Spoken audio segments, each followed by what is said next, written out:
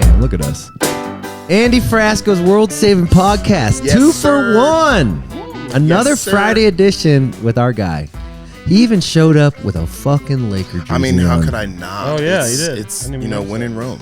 Isaac from Tauk It's is on the Shaq, show. but Let's it's- go. It's also My favorite Laker. reversible. I love it. And on the other side, it's Kobe. That would be sick.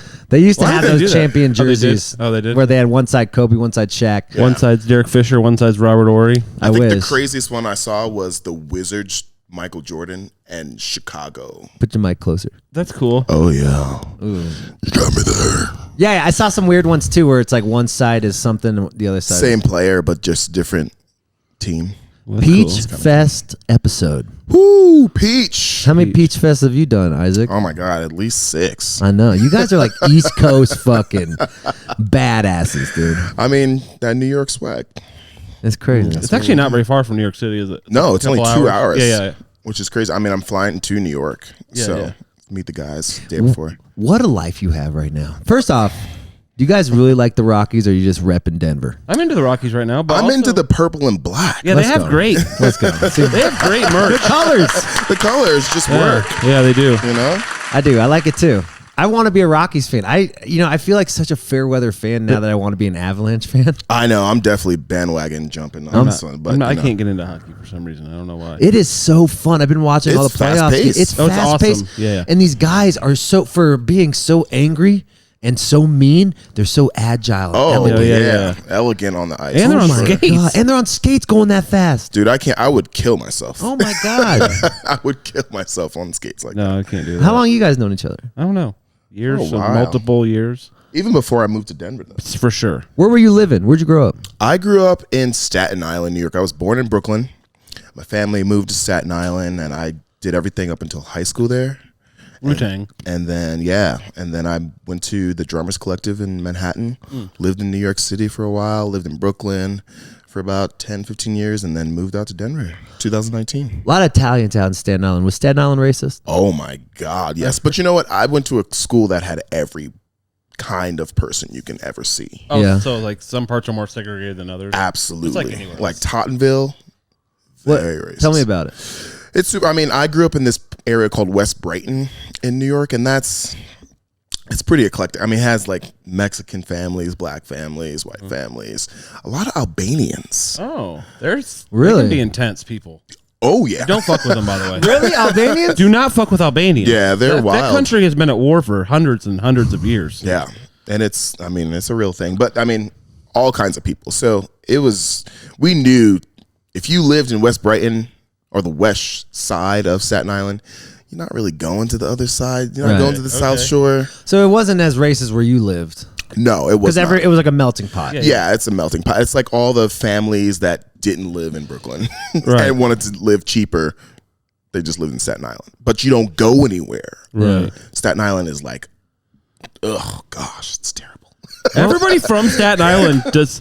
I think it's like the highest rate of people who are from there, and also just tell everyone never go there. The only thing you should see in Staten Island is probably Snug Harbor and the Staten Island Ferry. But once you take the ferry, you could just go right back to Manhattan. Just get off the That's the ferry. point. I'm just gonna stay on. I just wanted to see the ferry. That's what people do. They don't pay money to go see the Statue of Liberty. They get on the free Staten Island Ferry and see it, take Oh, pictures, that's smart. come back. And Pete Davidson's dick. Yep. Pete Davidson's Which dick. is not that big. Big. Yeah, I know. Oh, you seen it? I mean, I've seen I'm an from Staten indenture of it, Island. yeah. Let's go. You know, Pete Davidson bought one of the Staten Island ferries. and turned it into a what is Comedy it? A club comedy venue. club, which is kind of brilliant because they That's have pretty cool. just a shit ton of ferries chilling on the dock, not being used. It's such a great idea. Man, if I had that kind of money, I'd buy one too. Yeah. You know who else? This guy, I forgot his name, but I hung out with him in New York. He's like this jam. He's like the mayor. He's big fish head. You probably met this guy. Huh.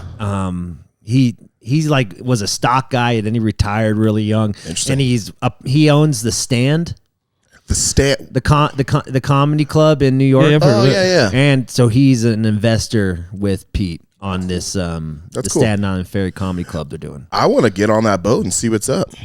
Yeah, it's crazy. Yeah. I mean, if you're on a boat in New York City, that's just so much fun. So we played that boat You ever played the Liberty Bell Rocks on Soft, where they started in like Wall Street and they The rock boat? And they go up. Is it the west like side? rocks off. Oh, it's a different thing. Yeah, and they just go up and then Getting like rocks off on the to water. Staten. You go to you stop at the Statue of Liberty, so I guess you're going south. No, you're going north. North. Uh-huh. So you go north and then you stay there till the sunset and then you play a set. That's killer. It's fun. That's killer. I want to know a little more. We'll get into all the fun stuff, but I do want to. When was the first time you understood what racism was? Ooh. I gotta say, when I was 13, I was walking. I just got off the bus coming from school. And I don't know. I'm a huge wrestling fan. Yeah, me too. Back in the day, Mr. Perfect was kind of my guy. Really? Oh, yeah. Him, Shawn Michaels. What was Shawn he again? Michaels, What was Booker Mr. T too. Perfect's- Mr. Perfect started out in WWF, Yeah. and then he went to WCW. But he always did this crazy trick where he would chew a piece of gum walking down the ring, spit it up in the air, and spit and smack it with his hand. On cue. Oh my God. Every time. So I loved doing that. I did that. A cop saw me do it. Oh. At 13? At 13. And you slapped one of your friends? No. Thank God. Oh, you spit it and then you Yeah, you splat the gum. I spit it up in the air and Oh, you weren't smacked even it. harmless. I was harmless. It was cold outside, snowing. Yeah. So he sees me do it, and he's like, hey, you gonna go pick that up? And I'm like, it's just a piece of gum. And he had a smile on his face when he said it. Big white guy. Oh my God. And I'm like, that's cool. So I'm walking, I'm like inches away from my house. And he's like, oh, come back here, nigga. And I was What? like, oh, Okay. you were serious. Now I know. And then he's doing that smile where it's like the racist smile. Yeah, and that's like, it's scary. that's scarier than like the mean. Hold look. on, what? Bro. A cop? A cop says, come back here, nigga. You're gonna pick this piece of gum up. And I'm baffled. And this is in You're Staten also Island. 13. I'm You're also- 13. You also have the emotional intelligence of a 13-year-old here. So you have to keep that in 13. mind.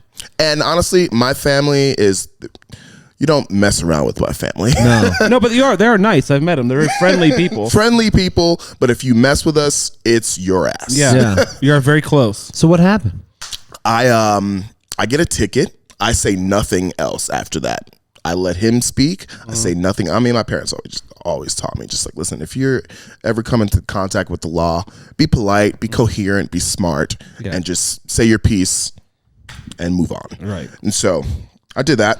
He wrote me a ticket, and he was like, and he said the word boy, and I was like, really, bro? We're not in West Virginia. Right. Like, We are in the city of New York. We're in New York, where Jesus Christ. every house I lived on since birth has been a bus route. Come on now. Yeah. What is this? And so he's, boy, you're going to pay this ticket, boy. I'm like, okay, I'll take it. And of course, I fight it. Didn't have to pay it. Yeah. I brought my strong black women with me to the court. What'd they do? My mom, my aunt, and they were just not having it. I didn't have to say anything. My mom is a preacher. Yeah.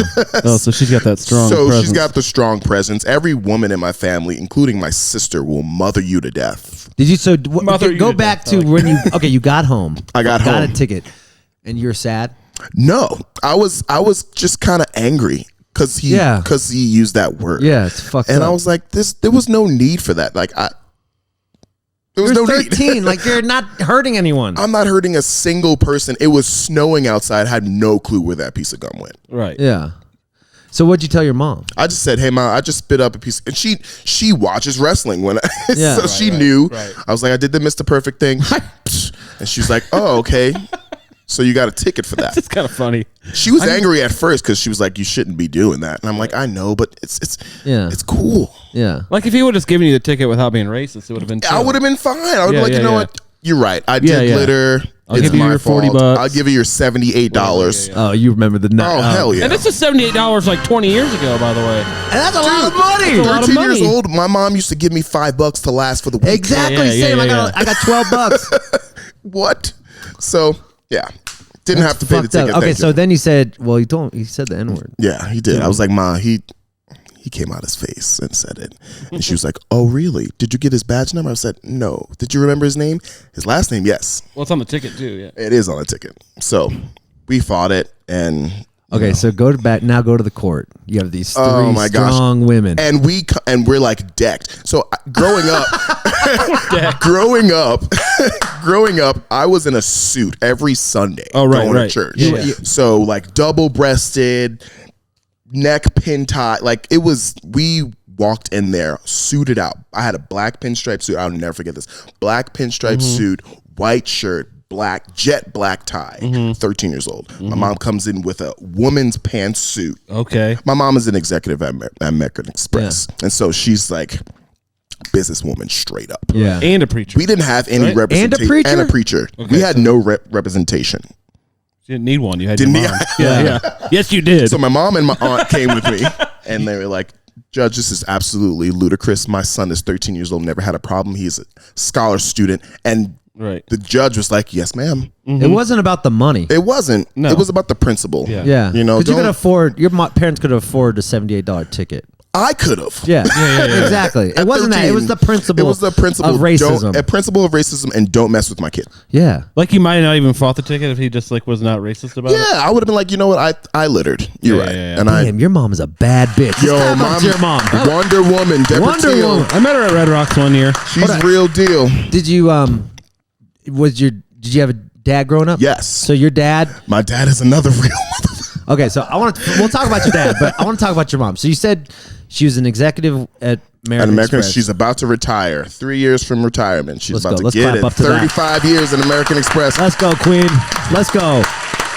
So she got so it seems like she was like a workaholic if she was working all the time for American Express and then being a preacher on the weekends. Oh yeah. So I mean, we grew up in a gospel church, gospel family. So at a young age, we all had pretty much jobs without payment in church. Right. Yeah. So at 17, Sick. I was head over the male chorus in my choir, in my church, and I was pretty much the drummer. Probably I was drummer since birth. You were a drummer since birth. Since birth. Funny story. At the church. At the church, my mom actually was a drummer first. My dad plays bass. We all sing, but my mom has a story where she's like, my dad was playing bass in the house and she was expecting me and I was thumping to the beat in her stomach.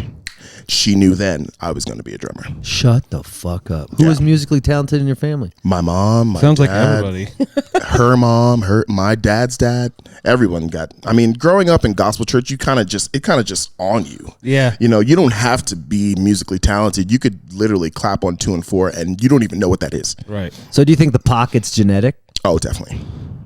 Well, how? Also, I think in those like types of churches, the way they teach music is a lot more better. It gets more ingrained in you because like they start with your ears instead of your eyes. That's what do you mean? Exactly. So like, basically, before you even know what a note is.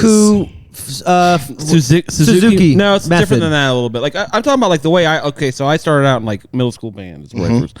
They teach you to read before they teach you to listen, which is not actually to me a very good way to teach music. It does help you like later in life with certain things, but the way that people learn in church, and I think this is true actually regardless of like what race the church is actually, you know, any kind of gospel music, they start with your ears and they start with even just the cultural part of it, which is actually more important. Yeah. And that's why you see so many prodigies coming out of that. I don't think it's because they're more gifted. I think it's because it's presented to them in a better way earlier. It's different, and it's a part of the culture. I mean, like when you grow up in gospel music, it's you are under the influence of a spirituality that music is attached to. So like if I was listening to flamencos yesterday and he was playing this 1991 sample from Mississippi Mass Choir and he put a house beat on it and I was on the rooftop shouting like I was in church.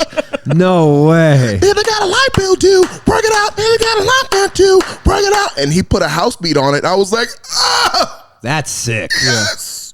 It was, and I felt goosebumps like I was in church. Right. So when you get that feeling and you're in that realm and of spirituality and how the music connects, there is no charts. That's why everybody notes. If your mom can cook, you're going to be a better cook. If you're, it's so crazy. But Corey Henry's like that too.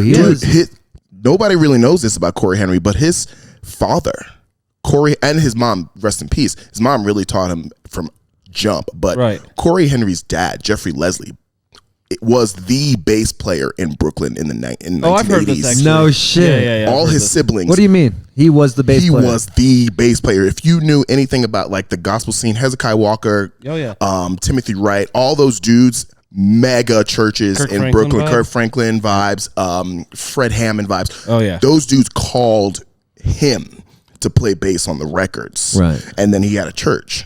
Wow. And all his kids, Jay White, another one, Prodigy. That's his Carlin, kid? that's his So son. him and Corey Henry are brothers? Are brothers. Half brothers or? Half brothers. Wow. Did you know about these kids growing up? Absolutely. When you're in Staten Island? Me and every time I see Corey, he's like, "How's your mom?" So cool. I saw him at least 3 or 4 or 5 times a month. Yeah, because you're like the same age probably, right? Yeah, roughly, his church was in Brooklyn. My church was in Staten Island. They would fellowship together. We'd have like a first service, second service. Yeah. And I was so hyped to go to his church. Yeah. Because the music was just killer. I can't bet. imagine. Killer. Because Killer.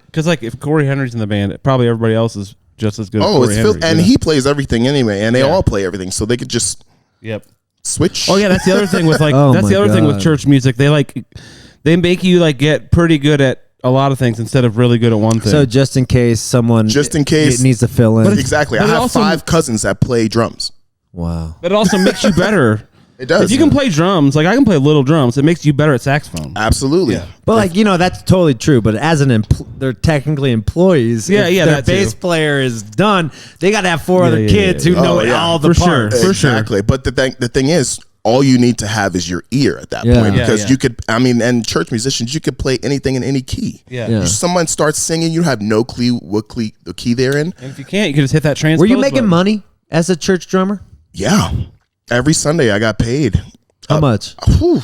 Started out with like $150, and that was at like That's good 14. That's good for 14. Dude, that's like $1 million. That's two. seriously. I was going. That's two littering tickets. Litter all you want, big Yeah, I daddy. was like, oh, what? Yeah, all right, cool. I just got one Sunday to get, but yeah, I was making some pretty good money at 14 years old, being a drummer for church. I mean, it was fun. I enjoy, and it made me want to play more. The funny thing is, I didn't do it in school until high school. So what do you love about coming in on those weekends? And like, what was like, what I mean, it was such a big part of your life. It What'd you was love more about than it? just the weekend, honestly, because it was like a prayer and Bible study on Wednesday night, youth service on Friday. We had Holy choir shit. rehearsal It's a on whole- Saturday. yeah. Sunday was all day. And my mom was like super attendant of the Sunday school. So it was 10 a.m. Sunday school, 11 o'clock worship, which means 11 o'clock to whatever time we want to stop playing music Yeah. and hear preaching. That service would go to probably like 3 o'clock. Oh my god! We'd have a break for about 2 hours and have a second service. You weren't bored at all through all this shit. Come Oh, on, no. he's still a kid. You know he wants to go home. half First the of all, time. my church was lit. We had PlayStation in the basement. Okay, all right. Okay, he didn't want to go home. I didn't want to yeah, go yeah. So home. that's what I'm saying. It felt like summer camp. It was communal. Yeah. I had a lot of cousins and like kids my age that went to church and were involved like that. So it was like looking forward to seeing them. You know, I was like, can't we go to church? I get to see my boy John, my boy Junior, his sister, blah blah. Like it was a whole thing. Like, When we did couldn't flip? wait. When I realized that people were going to church as a religion instead of developing their own personal relationship with God. Ooh. So when Talk you about this. and this is what's been key for me, and honestly, the pandemic really, really taught me this, is that you can go into a building and fellowship with people, but your lifestyle doesn't suggest that you love God. Yeah. There's a place where, you know, you can say certain things or be a certain person and you're not that, but you're going to a service on Sunday and you're lifting your Like hands. wearing a costume. Yeah. Like, no, I told my mom this the other day. I was like, listen, if I never step foot in another church, my relationship with God is stronger now because I'm not doing that. And what you say about that? She believed me. She was like, that's absolutely right. It's a daily walk. It's not something that you hear somebody from a preacher say, oh, you should do this or you're going to hell. You should love God. No, have your own personal experience. And then from there, develop it. Can you learn from those experiences and take that into your path in music? Absolutely. I do it every day. I feel like being a vessel of love through music is what my calling to this life is. So what about those days when you're like, fuck, I want to quit? I don't really have them. No, not one. If you were as good as he is at drums, would you ever want to quit playing drums? That's true.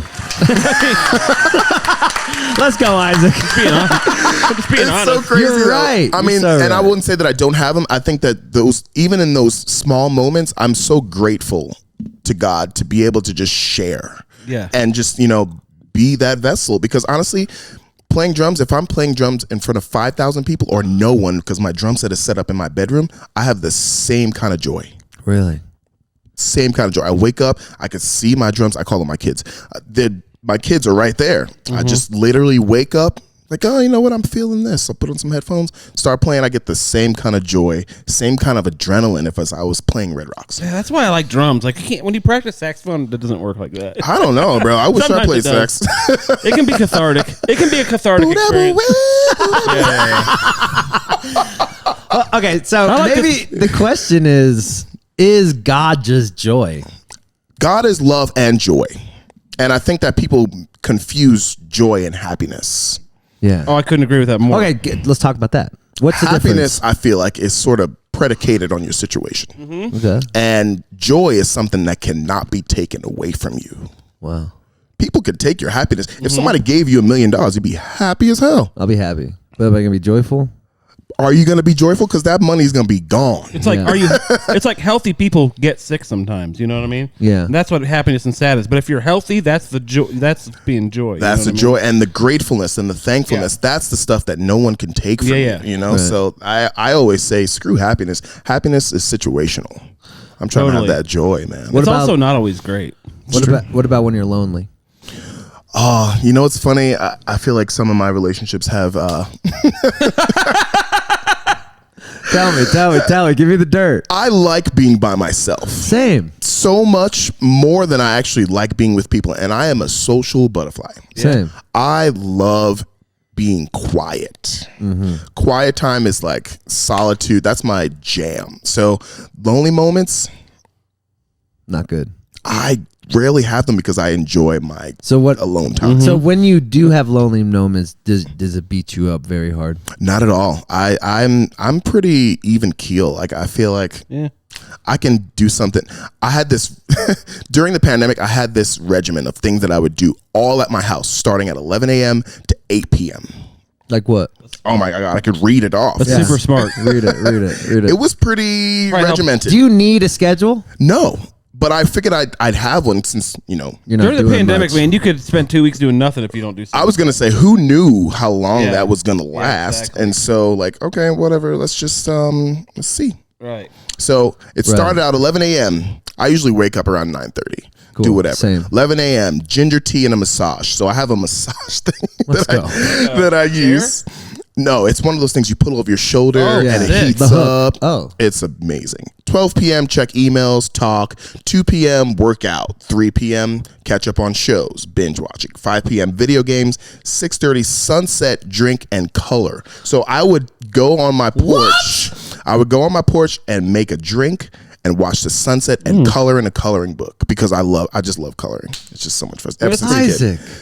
7:30 This is the dinner. sweetest. This is the most romantic This thing. is not what I thought it was going to be. I did not I expect thought it was this at going to all. work out, read 3 books, run around the block 100 times. No, it's like 7:30 dinner, 8:30 work on music in Ableton, and from there you could do whatever. yeah. Okay, so that's your schedule. What if you don't get to that schedule? Do you beat yourself up? Not at all. I'm just like, you know what? This is what the day is gonna bring. Yeah. Wow. That's why it's like Isaac, that is cute as fuck, dude. You know what? I kind of took offense. You guys had a thing, and you're talking about the sexiest men. I know. No, you came up. You came up. You just weren't in the breakout, but we talked. You came up. Okay, maybe I need to watch the whole episode. But we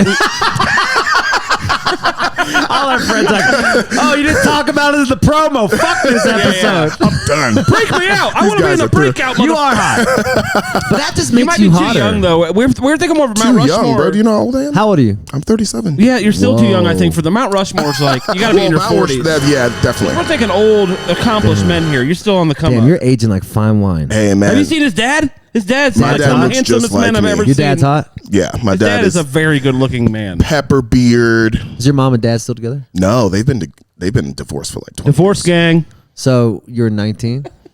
Yeah.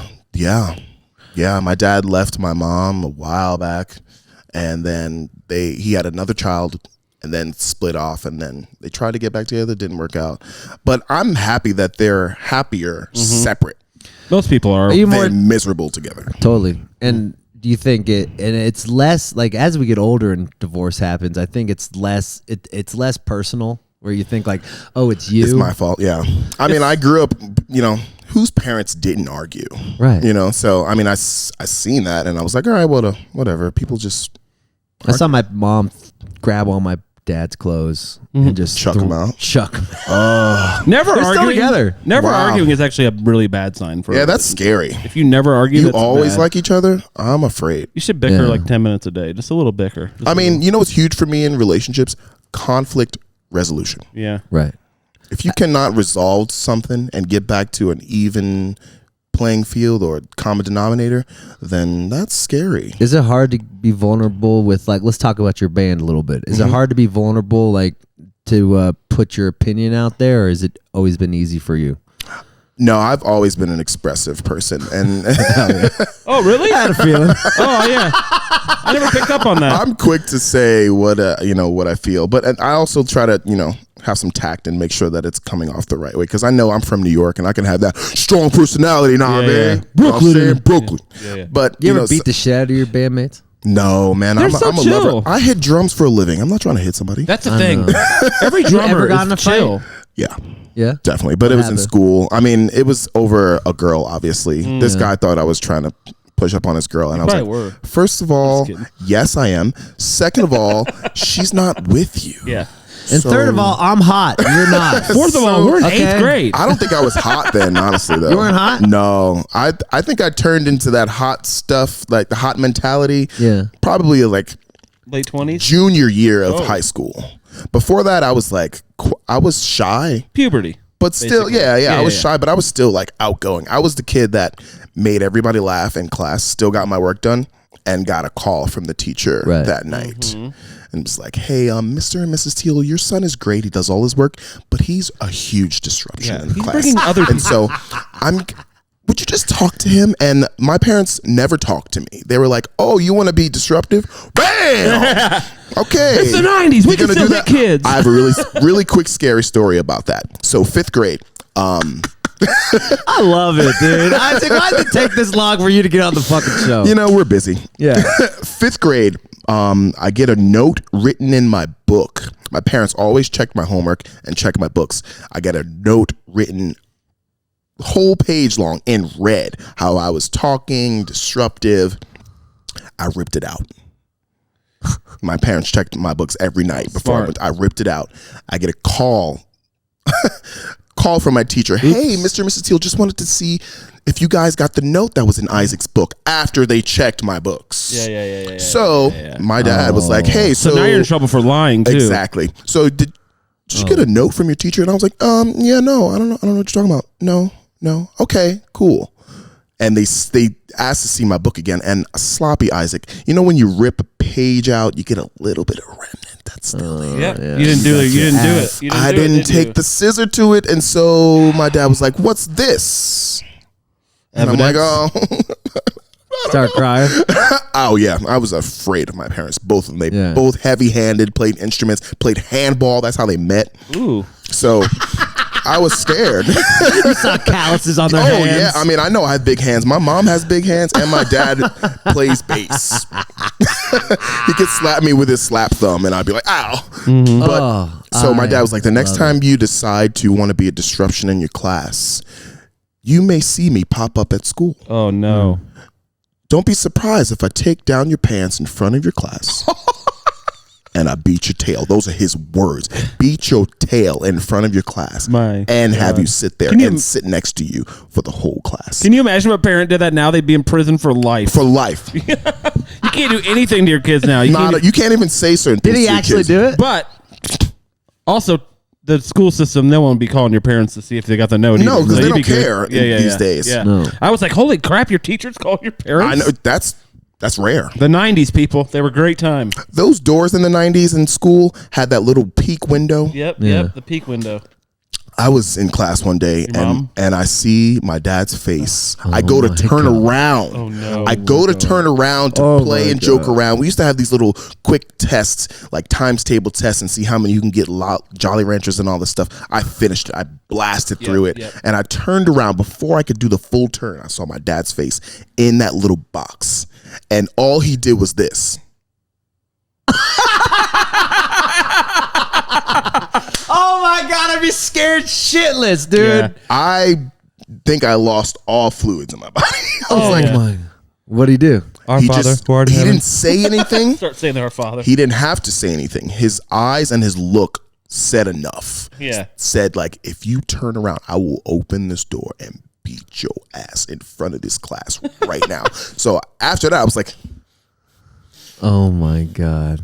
Teacher's pet vibes. yeah, pretty much quiet as a mouse. You think your teacher gave your dad some flowers or something? Like, thank you so much. I probably, I mean, Because a lot of parents wouldn't do that. No. A lot of parents would get the call from the thing and like say, all right, don't fucking do it again. Right. Yeah. Not like actually commit to, oh, we're going to change this type of personality. yeah, I think my parents wanted us to be examples instead of being some statistic. Right. There's so many kids that I went to school with that Damn. were just, who knows what they're doing because their parents didn't care. Right. Yeah. You know, and so my parents were like, first of all, you're representing us and you're representing God. And so therefore, if And you the do church that, and- I will beat your ass. That's just what it is. Here's the thing: you don't have want to get your ass beat. Right. You don't have We're to pro-choice. You can choose to get your ass beat or not. choose. Make Wow. the decision. So yeah, from there on, I was just like, especially in that class, I was You never got spanked or anything? I got spanked once for the threesome I had. When you were like Ooh, 17, you got spanked spanking? for a threesome. I know it wasn't like a spank in the ass, but like my mom slapped me. Like, you should have called. You should have called. Hey mom, I'm about to have this thing called I'll be a home threesome. late. And so I was like a sex addict though in high school. really, I didn't have sex until I was 20 years old. Mom, I'll be home late tonight. I'm going to be having a threesome in a Denny's parking lot. Oh my god! No, It was bring me something back like some that. pancakes. Yeah, I bleeped this out, but That's wild. Me too, but times 0. you didn't have sex in high school? College, pretty much right away in college. You weren't sexually deviant in Not at- high school? man. I did everything but. You didn't finger bang at the church or nothing? I definitely Didn't sucked a finger- titty at school in the Finger hallway. bang at church or nothing. He did say that. Yeah. I did. No, You don't finger bang on the house of the Lord. no, but you know, you No, you can. get tempted. Definitely, there were some ushers in my church. Like, I mean, there's definitely people that go to church to meet women. absolutely, Amen. 100%. They want a a great- person of God. it's It's a the great same place. reason you go to the grocery store and you put on that little 100. because you're like, oh, fruit section. What's I used to go in middle school, maybe 14, 13. I used to go to church the Wednesday, like when they used to have those days where all the kids would just hang out Yeah. and just flirt with chicks. yeah, man. I mean, It's awesome. it is. I'm not I'm against Jewish. it. I didn't even believe in that. Hey. What are you guys doing? You're putting cheese on your burger?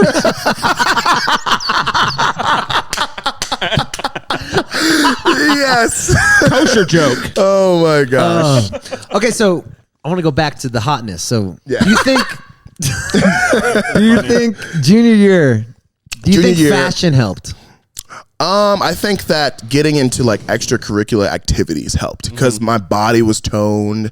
I was Yeah. like doing everything from leaders club, bowling team. Were you on the basketball jazz. team? I was on the basketball team my sophomore year and junior year. I didn't do it in senior year because there were so many senior things Yeah. that I wanted to do. So But sophomore if year was really were fun. you good enough? I came off the bench. I was actually the 7th man. What for varsity or JV? Both. No shit, Yeah, bud. my school they were some ballers, man. And it's funny because when you go to gym and you see these guys, you're like, So you're like a guard? yeah, I was 2 guard. I was like 2 dribble pull ups. I'm from Indiana. You got to be like 6'4" to make the basketball team there. Really? I'm not 6'4". I know, even. you know. I'm 5'9", 5'10" with shoes. You know how Indiana high school basketball is pretty. Is it something where it's like you can't if you want to get good at either being a musician or being an athlete, you got to pick one? Like get to that 1%. Oh, no. Oh, yeah. Yeah, I think so. I mean, Just time-wise. Yeah. you got to think about your body too, because Yeah.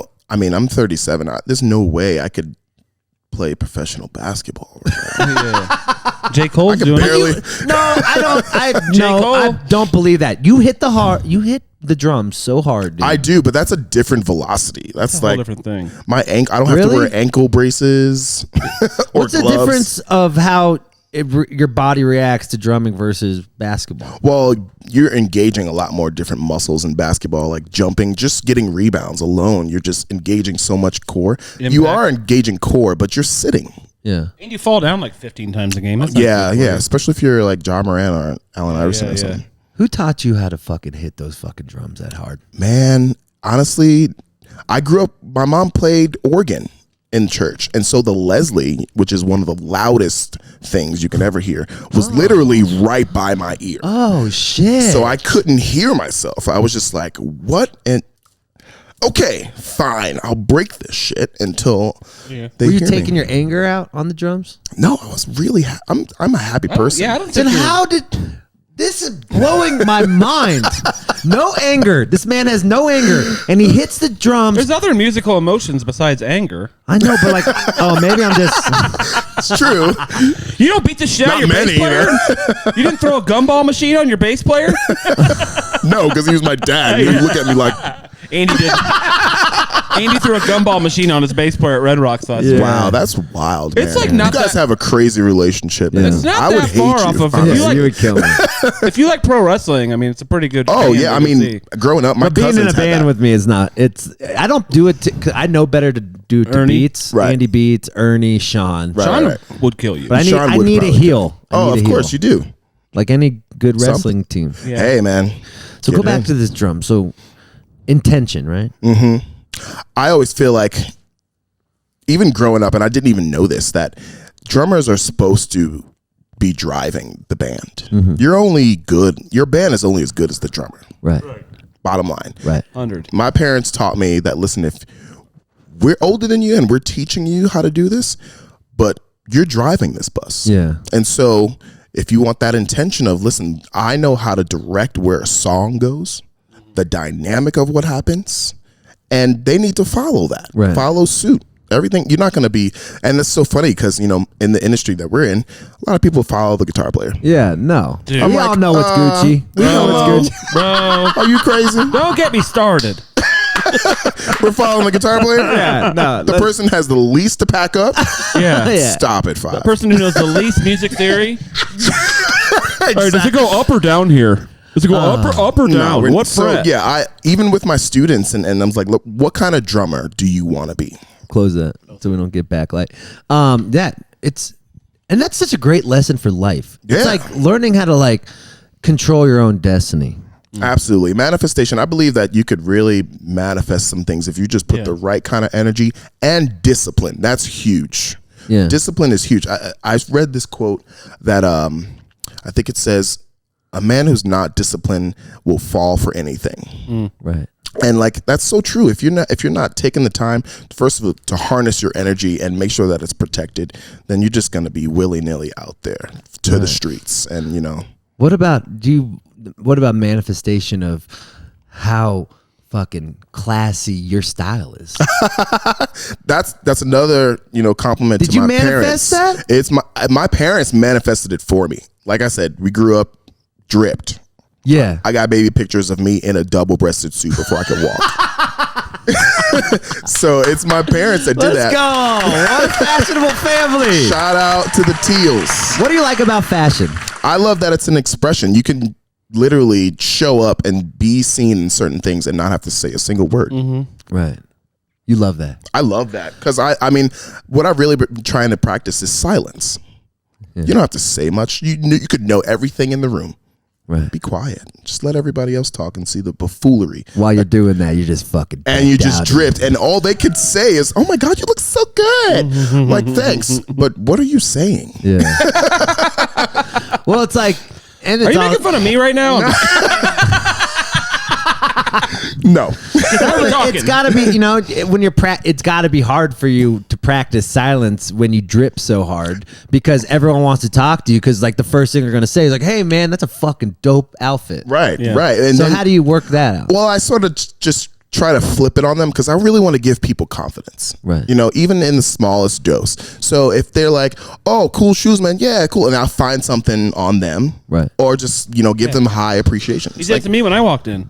He's like, I like your dude, t-shirt. that t-shirt's killer, though. Ernie Chang got it for me. It's pretty sweet. Chang, yeah. Wow. Yeah, man. Isaac, this is amazing. Thanks for When did you get dripped? When did you start getting dripped out? I would say when I started working at a sneaker store junior year of high school. Okay, so what did you see? What was the first shoe you're like, oh my God? Oh, man. There were so many. Like, the kids in my school, I mean, it's New York, so everybody was just like, latest drop, especially basketball team. And you can actually get it there. Oh, yeah. So when I was working at the sneaker store, all my friends, that's when the popularity came because they're like, we're going to come and get your discount. And I'm like, no, you're not. No, I have a job to do. Yeah, I have a job to do. But then it was just like, all right, my whole check's going to the shoes now because now I need to keep up. I got this thing where, you know, Isaac works at this sneaker store, so you know he's got to come a little drippy. Right. And I was like, all right, fine, I'll lean into it. It's fine. My parents were like, if you buy another pair of shoes, and I'm like, I had to it's only 10% I had to hide them because, okay, so the sneaker store I worked in was called Training Camp. Mega yellow bag. Yeah. They gave out these mega yellow bags for the shoe boxes. I would come home with like 3 of them. Right. And my parents would be like, there better be groceries in them. In your shoe I'm store like, bag? yeah, no. No, this is... That's one problem about society, I think, is we're making things too expensive. And our role models are selling things to these kids that are way too expensive. Like, like Travis Scott shoes are $1,600, dude. And like, how is like, and like you said, it's not cool if everyone has the new drop. Then you feel left out as a kid if you don't have money for the new drop. Yeah, and you feel like that meme, that Spider-Man meme. Oh yeah, you. And then what if you're not that in that group? You know? I think that's swaggy. Yeah. Same. I actually think a lot of people that just buy like the most popular thing are a lot of times the most boring people I've ever spoken to in my life. Facts. Same with all these influencers on social media. Oh my they God. They can't have a correct sentence without saying the word like 4 times out of context. Right. But they got that promo code on. But you can see this booty though. Yeah. With that being said, thank you, Repsy.com and Dialed In Gummies for sponsoring this episode. Oh, yeah. You can see your booty though. Yeah. No, but it is kind of, I don't know. I was fortunate enough for if I wanted something, my parents would have got it for me. Yeah. But like, I also saw the kids who. LA.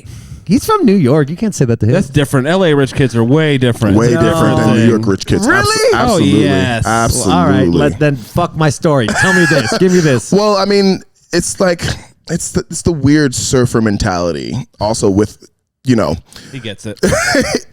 In New York, it's like You have to work for a living in New York. yeah, it's a grind. So okay, funny story.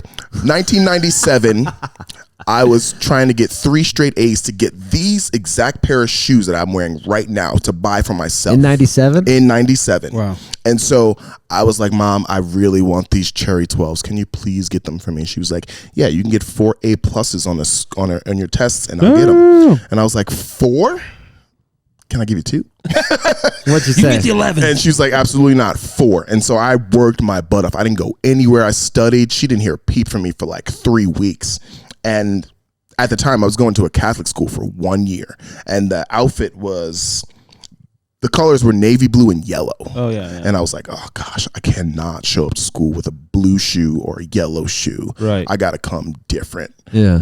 White and red? Sure. Yeah. That's the thing about Catholic schools. I went to Catholic school forever. Uniform, except you can floss on the You shoes. could floss on the shoe. That's and it. so everybody looks the same up top. But if you got something that's super fresh and different on the bottom, it's like, oh, you that guy? So imagine what you wear when you're not in school. Yeah. Exactly. And so the difference between LA and New York is, first of all, we're walkers in New York. Yeah. And so LA, you're driving everywhere. You could put on some sandals and wear them joints all day. You get the sand foot. New Yorkers Get the sand foot. You have to get up at 4 in the morning, New York, to even get to work on That's what I'm saying. That's what I'm saying. That's what I'm they're like, saying. oh, I might head to lunch. I'll get my Tuesday brunch first. Then maybe I'll head into work for a couple hours. Yeah. New Yorkers are like, they probably have the most tender foot because they never come out of shoes and socks. Right. They're all in shape, though. Yeah, because you're walking, you're getting 18,000 Right. steps a day. Yeah. That's one thing I do miss about living in New York and versus living here. You don't walk nearly. I've been as doing much. that more. I've been walking places lately. It's nice. Yeah, I've been scooting places. Yeah. Scooting. Scoop. Well, the idea of New York is like there's the visually of walking is cool because you'll see all this new shit all the Yeah, time. You could step out your house and walk for days Yeah. and never see the same thing twice. LA is way too spread out. Yeah, that's way like what? Walking down Sunset Boulevard? Sure. The average Yeah. person there works 3 hours a day. Did you know that? That's wild. That's Considered a, that's considered a full-time job. Shut the That's fuck up. wild. Okay, so let's talk about this before we go talk about we haven't even talked about music yet. No, but we will. haven't. Sort of, This is good. This is good. So it seems like you always wanted to stand out. I think I had no choice Why? because I feel like even from a young child, I had a lot of attention from people. Because from- you're dope at drums. not even that. And your mom was I just important. feel like I've been chosen. Yeah. I don't know why. I have a bubbly personality, but I'm also like, I'll be reserved. I won't say a thing. But even as a kid, like I wrote this poem in kindergarten about my godmother, and then it got published downtown City Hall in Staten Island. So I feel like I've just been getting Was that attention the my whole first life. time you felt like this idea, not the pretentious idea of chosen, but like the idea of chosen? Yeah, like from kindergarten. Yeah. How old Wow. are we? 5, 6? Yeah, right. Wow. Yeah. I wrote it was on a cardboard piece of paper, yellow. I wrote it in crayon, and then they framed it and put it in City Hall downtown. I was like, that's kind of wild. With great power this comes doesn't- great responsibility. There's a couple things that don't make sense. How did the dudes from Tauk find you? Oh, when this you is- don't even yeah. listen to the jam music, Nope. you're like a fashionista. How the fuck did you get into the fucking jam scene? Well, it's funny because I met Charlie, the bass player, while he was in college, and through a friend of a friend, he was in school. I think his senior project was like to put a production together. Right. So he configured his whole bedroom into a studio. Charlie. Charlie Dolan, and I put a drum set in his bedroom, and we played some music, and then ever since then it was kind of just like kicking it, watching Well, where'd you basketball. We met I met at his apartment from a friend of a friend. He was like, "Yo, I got this guy who needs a drummer for his senior year project," and I was like, Did you know he was like Nick royalty Dolan family or no? Not even close. Dude, no, he is so good at like Keeping I that hung low out with key. him 10 times before I knew that. you know, Charlie is a super humble dude. I love I that guy. I appreciate love him that dude. for that, honestly. And Yeah. even if he didn't have all the stuff he has, it's Yeah, like yeah. he would still be the same guy, and that's why I appreciate him. Yeah. Look at the difference between Charlie Dolan and like Jeannie Buss. Yeah, That's Jeannie, so weird to think that they are the same They're the thing. same kind of. thing. same thing. That just dawned on me that they are, and it's how different they are. That's so But weird. it goes back to that LA New York mentality. yeah, He's absolutely. like, I want to be the star. Yeah, LA is like, I want to be Yeah. the star. New York's like, I'm chilling. He's like, I got the money. Charlie Dolan. Charlie let's Dolan. go. He's like, yeah, New York. Like, Our guy, being humble. Charlie, aka Yeah. Dad, he's LA, got the they're two prettiest little girls ever. I know. I'm so happy for him. Yeah, man, Yeah. me too. So you go to his apartment. I go to his he apartment. Shows you some music. Yeah, we play some music. We start hanging out, just smoking weed, whatever, kicking it, watching basketball games. We used to have epic Nerf basketball in his Oh, sick. apartment, like 3-on-3, jumping over the couch, trying to Right. dunk it. So we just kicked it. They had a drummer and a singer. in They were the- already a band, right? They were already Yeah, a band, and I was like, I just graduated the Drummers Collective in New York City, so I was actually teaching 3rd and 4th graders rhythm and music at the time where I met them. And Did you know who Fish was yet? what? Who? No, You ain't even heard of them? no. I'd never really truly. I mean, I listened to like the Beatles and Jimi Hendrix, but not much. To be fair, Talk doesn't really sound like Fish that much. No, but like Yeah, But their those world, guys those- love Fish. Yeah, exactly. They love Matt- Fish. Matt- Matt, Charlie. I Oh, mean, I didn't know that. Yeah. yeah, they grew up like going to the garden and seeing Fish, and Like if they had a different Jones drummer, Beach. would they sound more like Fish? Probably. Definitely, Yeah. Yeah. absolutely. We're thankful you're in the jam scene. Let's go, Isaac. They went to Let's NYU. Or go. what? Yeah, no, well, Charlie went to NYU. Yeah, yeah. AC went to Northeastern in Boston, Oh, and yeah, then Matt went to UVM in Vermont. Did Oh, AC okay. like Fish? Matt, he went to Vermont and plays No, guitar. AC. Oh. Yeah, AC. Did he know who they were? I think he did, just because of they all went to school in Long Island together, and so he knew who they were. But I mean, I think AC liked jazz more than anything. You could tell he's a jazzy. Yeah, he you likes know, that neo soul kind of vibe. yeah, definitely. So did it click right away, or you're like kind of hesitant to join a band like this? I was a little hesitant. I was also bored in New York City of all the stuff that I was playing in. I was doing a lot of cool stuff, but I was just like, I don't have anything that's actually mine. I've just been like sitting in and session gigs and like do a little mini tour here and there, but it wasn't like my name and stuff. So originally I was sending them drummers and singers to audition. I was like, yo, you guys should check this out. So they're your homies. Yeah, after a while we started kicking it and just, chilling, listening to music, playing, New York watching music basketball. scene's so fun. It was, and there's so many different ones. Yeah. So many different It's ones. cool how everybody's so close together. So you can and we could just pop over. I'm like, I'm living in Brooklyn, Charlie's in Manhattan, and AC and Matt in Long Island, so you could just hop the train and come through. But So where was the spot y'all practiced at? We practiced in Long Island because there was a studio house there that Charlie has, and we used to just go there as the rehearsal spot. So I would like take a car or take a train out to Long Island and rehearse with those guys there. Times have changed. Now it's upgraded. You got a studio that is sick as fuck. Hey man, God is blessing. He's in the blessing business. Oh my God. For you guys real. got a new studio? Yeah, we got a studio out in Oyster Place Bay. is fucking amazing. It's beautiful, man. It really does feel like home. And when we have our producer Robert Carranza come out, he's like a fifth member of the band, honestly. See the guy Is that it does, like, harder? Mars Volta and stuff like that? Yeah, and does like all the mixing for like So sick. 300 and Garlics and Galaxy and all that. Do you get more when you guys like Tauk owns a studio? Is it harder to like be creative when something's always there at your disposal instead of like, we're gonna pick this time to make the record? Well, no, I think we all write individually. And so when we're not at the studio and we're all in different places, we're still writing music. So when we actually have the allocated time to be there, we know what it's about, So it's like we're all bringing ideas. And the thing is, what I love about those guys is that it's so transparent in terms of how we write music. There's no ego involved. Yeah. Everybody brings a song. It's like, oh, I don't really want to play that drum beat, so I'm going to play this. And it's like, oh, actually, that sounds a lot better. Or the guitar part is like, I don't know if I want that. And, everybody's role is there. Everybody's opinion matters. And the music isn't the music until we all come to put together. And it's got to be easier to have that philosophy in the songwriting process when you don't have a singer. Yeah, because usually guitar and keyboard carry the melody. Yeah. So what was it like? Have you announced that? Can I announce this?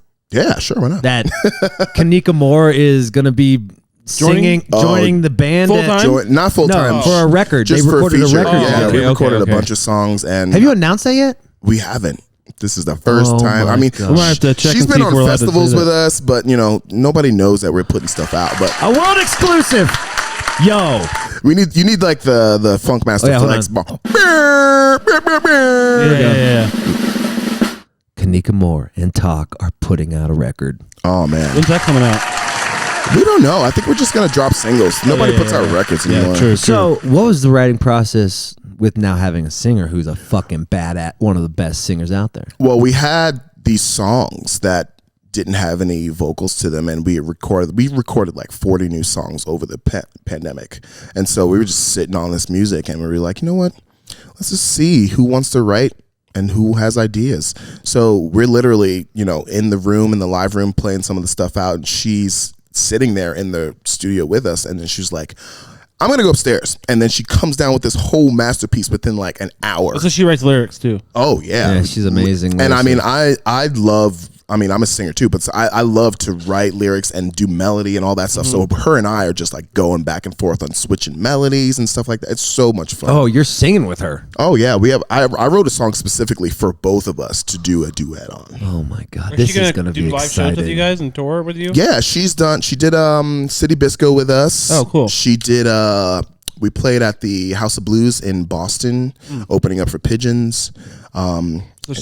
So Is it a different band now with a singer? No, it's still the same intensity, and she brings it. And you know how she She's is. the best. She brings it. So the high energy that we already have, she's just matching it and just bringing the sex to it. I'm just like, oh, girl, you better work. I know. Work it. And you know what else is great about her? I mean, she's one of my close friends, and like I was overhearing her talk about the music video and her ideas. Oh man, She's just got such a fucking brilliant mind, vivid imagination too. She's like, Tanika is amazing. She's great. Let's give it up. Let's shout out. Give it up. Tanika Moore, y'all. If you don't know, you know now. Oh, you will. Wow. Isaac, I could talk to you for hours, but I need to I know you got a put boogie. my car. You got a boogie. I'm putting Bluetooth in my old ass car. Yeah, man. So you can connect the phone and just be like, Sick. Thank you. We got to do this again, right? Yeah, we definitely should talk more basketball, you know, the whole thing. You got any questions for Isaac? No, I don't. Actually, I think he answered everything. I do. Sweet. I got two more. Okay. Basketball related. And do you like living in Denver? I do. I enjoy it. The peace here is way nicer than Are we going to lose you again with this new studio in New York? No. and stuff? I can't move. I told my mom that if I move back to New York, I need to be in like another tax bracket or something because it's just too expensive. It's too crazy to live there. That is cool that you've already done New York, so you're like here. Oh yeah, I'm done. I'm good. I mean, Where else would you go? LA. I don't know if I would go to LA specifically. I would go somewhere in California or Atlanta. Yeah. I want to go to Atlanta so bad. I want to move to Atlanta. It's a cool like city. It is the There's a lot coolest. going on there. Black people's paradise too. Yeah. Black Hollywood. Yeah, exactly. So I'm fit. They got a great music scene, great food, great fashion. I'm all about Atlanta. And Tyler good sports. Perry. They love Tyler Perry. Yeah, and the Hawks. Jesus, Nick. Oh my gosh, yes. Jesus, He does Nick. have a lot going on down there, to be My fair. dear. Oh my gosh. Hey, man. Sports now. You got 10 sports. movies Now on that you're bi-coastal, Uh-huh. kind of. it. Denver's not Who's your close, but teams? yeah. You know what's funny? I actually don't really have teams. I enjoy You like the watching. Knicks. I love the Knicks. Yeah, I have to. Yeah. Like, but even before I knew Charlie. Yeah, My exactly. family loved the Knicks. We used to go to the games in the 90s and all that stuff. So, I mean, they forever break my heart. But Right. they're the Knicks. And every New York team has some kind of heartbreak that just like Yeah, he hasn't really. Not takes the a couple Yankees. years You're off your always life. Nick. You'll Always be a Knicks. Nick. I mean, I enjoy the Nets when they play well. God, isn't it crazy? Your bass player's dad owns the Knicks, and that's like your favorite team. I know it's kind of wild. It kind of makes sense though. Does he ever get you like I love making courtside? fun. No, we just chill and go to Yeah. the suite. That's so sick. Sweet's better. Sweet's better. Sweet's better. Get the food. The food is the best the part. Madison yeah, Club. yeah, Oh my god. The Madison Club is the best. The dude. food is the best. They have like some of the greatest New York pretzels Wow. Oh wow. and sushi.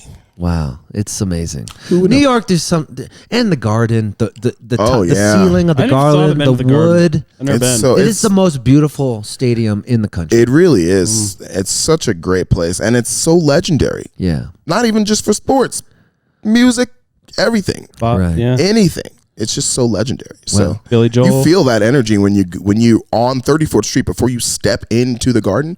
You feel that energy. Like, Right. man, there is history here. well, we're just skimming the fucking iceberg here. Yeah, we're skipping. But I'd like to say, I'm thankful for your mother. Oh, me too. Deborah Teel. I'm thankful for your dad. Yeah, Isaac Teel. His name is Isaac as well. I'm thankful for your teacher calling your dad. Oh and my teaching God. him a I'll never lesson. forget Mr. Cook. Mr. Cook. Shout out to Mr. Cook. Shout out Mr. Cook. And I'm thankful that. Oh, sorry. And I'm just thankful you're in our community. 'Cause It's I a really pleasure, do. man. We do love you, man. I And appreciate it. I love you I'm guys. here for you. I'm always here for you, and you're just a good dude. And like, Thanks, man. You are closer to my vibe than a lot of the scene because we love Preach. sports. Yeah. We're in that basketball league. Yes, sir. Jack Brown's fucking obnoxious sometimes, but you don't have to say anything. I'll say it. Yeah. He's not in that league. I'm not in the league. He was. I was. yeah. He's And like, I'm then out. I'm out. I gotta go. You guys talk Yeah. too much shit. I'm not gonna talk. I'm gonna Yeah. let my game talk for me. Let's but go. my Let's game go. can't talk, Let's you know go. what I'm Let's saying? go. What day do you play Peach? We're there on Sunday. I'm pretty sure we play at 3 p.m. Cool. Yeah. You're big out there. Oh man, we love it at Peach. It's such a good vibe. It's cool there. And you're getting popping. Man, it's just the East Coast is getting popping for you, huh? East Coast, I mean, we can never hate on it. No. It's just there for us, Even the South, they love talk. What's the deal in the Midwest? They don't fuck with do. you? I guess they do, but I mean, Humphreys fans definitely have that Humphreys. Oh tour. yeah, I We mean, got that Humphreys month. we definitely got the Humphreys. We did 2 major tours with them, 2015-16. So Yeah, you opened their like whole tour, right? January to Yeah. April. You did the whole tour? Yeah, did the they whole had, like, tour. The same That's opener the- for the whole tour. Yeah, that's the first time we went out to the West Coast, and that was huge for us. So shout out to Was that the Humphreys. first time you saw fans going to every single show? No, funny enough.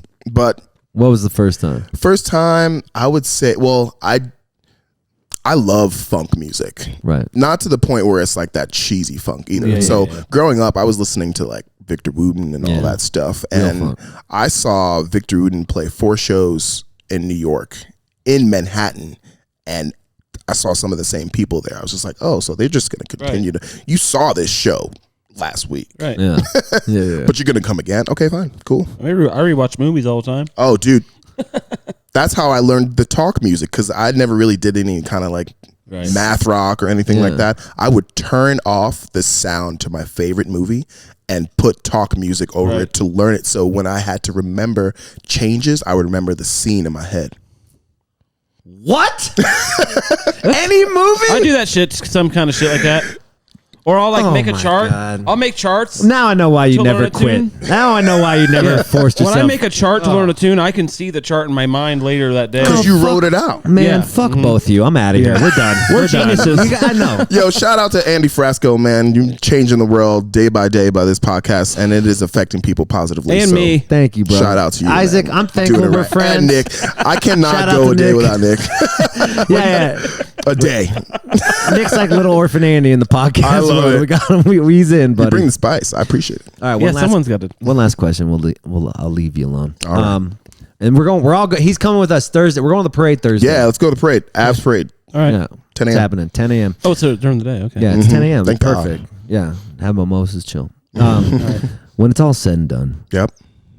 It's all said and done. Isaac is a dust in the sand universe. What do you want you to be remembered by, and what do you want Tauk's music to be remembered by?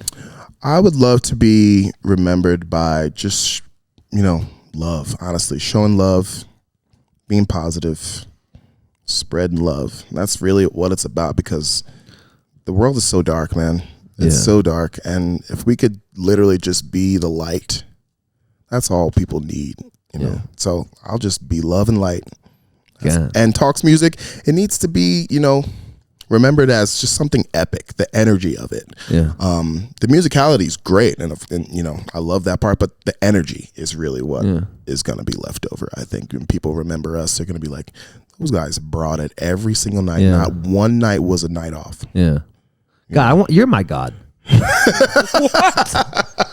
can't tell Isaac Teel You yours. can't say that to me, bro. My head's going to be... Gonna go buy shoes. He has now. everything I want in a God. He's hot. Listen, He's fashionable. I'm nothing without the God that I provides love it that for the first me. thing, first two things you want out of a god are outward appearance. All right, we're done. We're done. Oh Okay, my we're good. gosh, that's amazing. Isaac Teel, thank you for being on the Very show. Shout out to you Shout guys. out. We'll Thanks see you for at having Peach. us. We'll see Hell you yeah. at Peach. Woo!